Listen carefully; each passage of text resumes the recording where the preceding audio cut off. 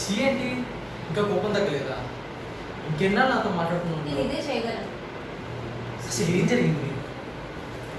ఏం జరిగిందో నీకు తెలీదా? అబద్ధాలు చాలు ప్రభు. అసలు ఏం జరిగిందో చెప్తేనే కదా నిజమా అవ్వదో తెలిసేది. చాలా బాగా యాక్ట్ చేస్తున్నావు. ఏం చెప్పాలనుకుంటున్నావు? స్ట్రైట్గా చెప్పొచ్చుగా.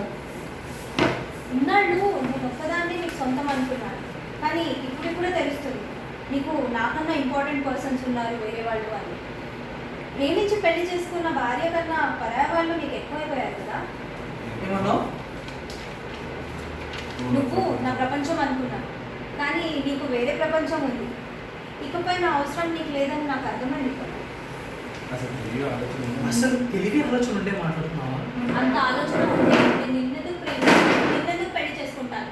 అంటే నేను నీకు ప్రేమించట్లేదా? లేదు, ప్రేమించినట్టు నటించావు. జస్ట్ నటించావు. నువ్వు నేను అనుకున్నంత మంచోళ్ళేం కాదు. నేను మంచివాడిని కాదా? కాంపాక్ట్ అవరండి. అవును, నన్ను ప్రేమించానని చెప్పి నా జీవితం ఉందని చెప్పి నన్ను మోసం చేశావు. నువ్వు మోసగాడివి. What? Lata, are you mad? ఇంకా మాటలు అనవసరం. ఇక మనం కలిసి ఉండడం జరిగే పని కాదు.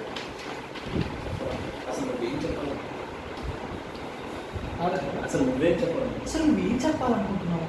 ఎస్ ప్రభు, నేను నీ నుండి విడిపోవాలనుకుంటున్నాను. ఏంటి? ఏంటి? మనం విడిపోదాం. అదే పో.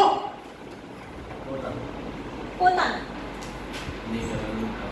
నీకెలాగో నీకు కావాల్సిన వాళ్ళు ఉన్నారుగా. నేనుగా ఒంటరి దాన్ని వెళ్ళిపోతాను నీ నుంచి, నీ జీవితం నుంచి. అది కాదు లత. ముట్టుకోకు. రవి తలిపే. నన్ను ముట్టుకునే అర్హత కానీ అవసరం కానీ నీకు లేదు. ఇకపై నీకు వేరు. నాతో, నా శరీరంతో నీకు అవసరం తీరిపోయింది. నీకు ఇప్పుడు వేరే. పిచ్చివాడు నాకు. అడ్డమైన మనుషుల్ని ముట్టుకుని ఆ చేతులతో నన్ను ముట్టుకుంటాను. ఇంకా చాలు. ఇప్పటిదాకా మాట్లాడింది చాలు. కంటిన్యూ చేయండి. నేను నా నెత్తి మీద పెట్టుకున్నా కదా, చూపించాను నీ రంగు. ఇకపై నాతో ఉన్నానంటున్నావు, ఖర్చు ఉన్నట్టున్నావు కదా. ఇది పో. ఎక్కడ పోతావు? పో. ఇంకా నీ ముందు నిలబడినా చూడు. నాది బుద్ధి తక్కువ. Go to hell.